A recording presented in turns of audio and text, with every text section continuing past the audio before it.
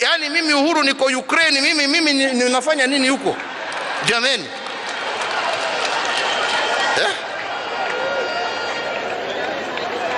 Mimi COVID nilikuwa huko kulea kutoa mimi, badala ya kuja kunisaidia kuniambia niko na mawaidha hii na njia hii na njia hii, njia ambaye tunaweza tuokoe watu yetu wakati tunagojea mambo haya yaishe.